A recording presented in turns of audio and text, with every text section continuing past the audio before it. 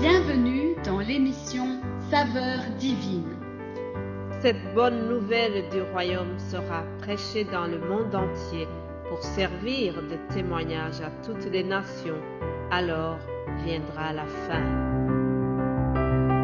Ce pain céleste vous est présenté par Immaculée Niraneza.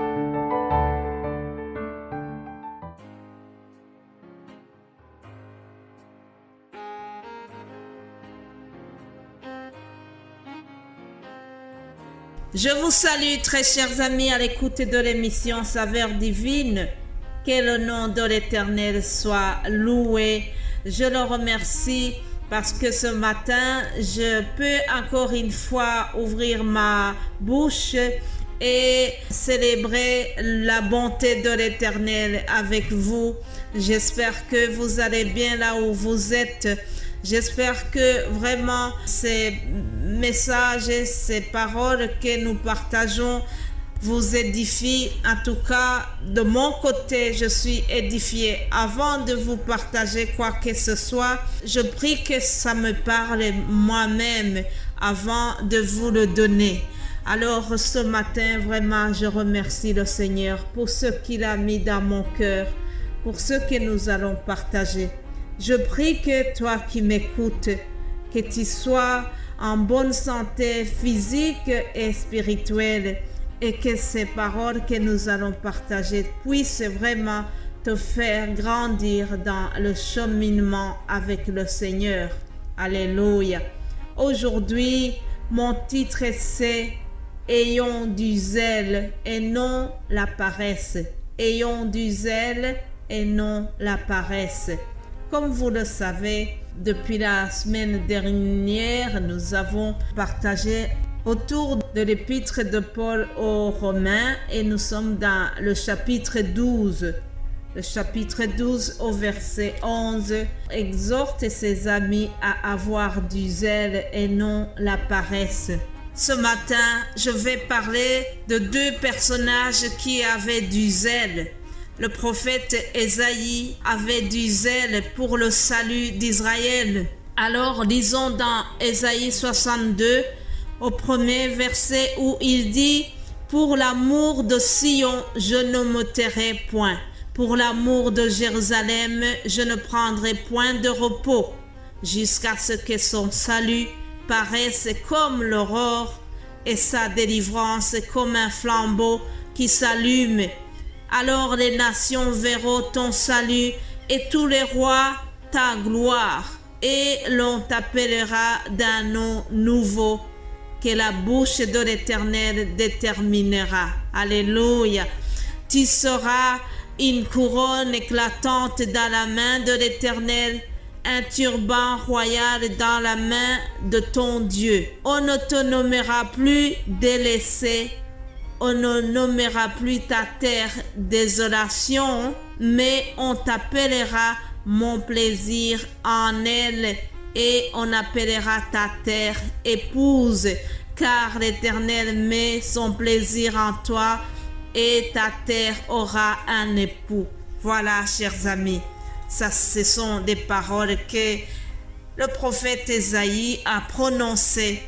Il a prophétisé des bonnes choses. Il parlait du salut d'Israël. Là déjà, il intercédait pour que Israël ait un sauveur. Et c'est Jésus-Christ qui est venu.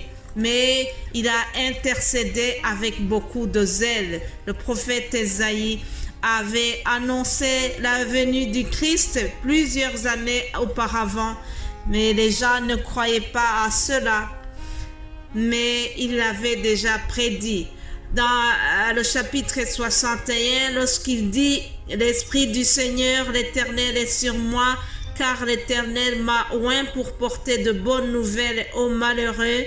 Il m'a envoyé pour guérir ceux qui ont le cœur brisé, pour proclamer aux captifs la liberté et aux prisonniers la délivrance, etc. » Là, ce sont les paroles que Jérémie a prononcées, mais en parlant de la future naissance de Jésus-Christ, la future venue du Sauveur d'Israël. Et il a annoncé tout cela dans la tribulation parce que les prophètes du temps n'ont pas été faciles. Ils ont été aussi persécutés. Mais il n'a pas voulu se taire. Il a continué d'intercéder pour Israël. Alors, lorsqu'il dit « Pour l'amour de Sion, je ne me tairai pas », ça c'est une phrase qui est animée du zèle. Pour l'amour de Sion, je ne vais pas me taire. Je vais continuer d'intercéder pour que le Sauveur arrive. Ça, c'était un homme animé du zèle. Un deuxième personnage qui avait beaucoup de zèle, c'est Néhémie. Néhémie est un homme qui était déporté à Babylone. Alors, il avait quitté son pays de Juda. Il était réfugié ou déporté à Babylone, mais là-bas, il continuait de penser à sa ville natale. Un jour, il apprend que les murailles de Jérusalem ont été détruites. Alors, il était vraiment triste. Dans la ville où il était déporté, Néhémie avait eu la grâce de trouver un bon travail. Il travaillait chez le roi. Alors, il avait vraiment une faveur auprès du roi. Il avait une très bonne place. Et il a décidé d'aller demander la permission chez son patron. Il demanda la permission de pouvoir retourner dans son pays, dans sa ville de Jérusalem, pour rebâtir ce qui était détruit. Écoutez un extrait de la conversation que Néhémie a eue en s'adressant à son patron, en s'adressant au roi, en demandant la permission de retourner rebâtir chez lui. Néhémie, chapitre 2, au verset 7. Je lis ceci. Puis je dis au roi, si le roi le trouve bon, qu'on me donne des lettres pour les gouverneurs de l'autre côté du fleuve, afin qu'ils me laissent passer et entrer en Juda, et une lettre pour Asaph, garde forestier du roi, afin qu'il me fournisse du bois de charpente pour les portes de la citadelle près de la maison, pour la muraille de la ville et pour la maison que j'occuperai. Le roi me donna ces lettres, car la bonne main de mon Dieu était sur moi. Alléluia. Néhémie est ce genre de personnes qui ont continué à réjouir le cœur de Dieu, même en étant à l'étranger. Ils ont gardé la crainte de Dieu dans leur cœur.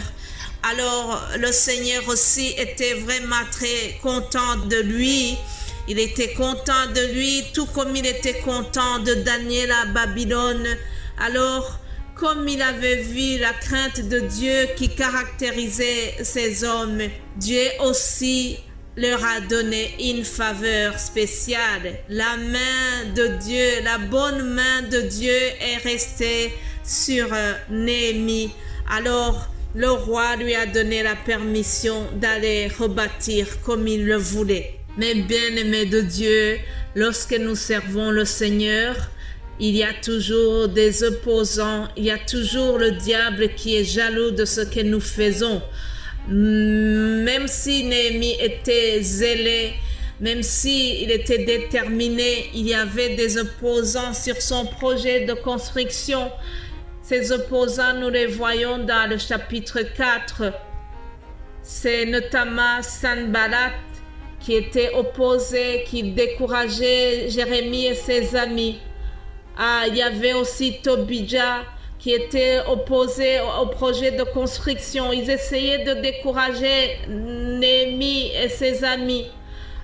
Ils ont dit des mots vraiment, ils ont prononcé des paroles méchantes contre Néhémie et ses collègues. Mais comme Néhémie avait du zèle et non la paresse, il était déterminé. Il a continué. Alors, il s'est adressé à son Dieu. Il a porté plainte à Dieu. Alors, au verset 4, Néhémie 4, au verset 4, écoutez ce qu'il a prononcé. Il a dit, « Écoute, ô notre Dieu, comme nous sommes méprisés, fais retomber leurs insultes sur leur tête et livre-le au pillage sur une terre où ils soient captifs. » Donc, Néhémie a été se plaindre à son Dieu. Et au verset 5, nous voyons qu'il demande quand même à Dieu de leur pardonner, de pardonner ses ennemis. Quelle belle attitude, chers amis. Mais le verset 6 nous montre comment Dieu a bien répondu à son zèle. On nous dit que nous rebâtîmes la muraille qui fut partout achevée jusqu'à la moitié de sa hauteur. Et le peuple prit à cœur ce travail. Alléluia. Parce que Néhémie avait mobilisé tout le monde, parce que Néhémie était zélé. Son zèle l'a fait vraiment travailler, son zèle a été récompensé. Voilà, chers amis, deux bons exemples que je voulais vous montrer ce matin. Et je termine en vous exhortant, en m'exhortant moi-même aussi, soyons zélés pour le Seigneur. Que ces paroles vraiment nous parlent ce matin et que nous puissions rester encouragés par ce que nous venons de partager. Que Dieu vous bénisse abondamment et nous allons nous retrouver demain. Soyez dans la joie en écoutant ce message. Alléluia. Amen.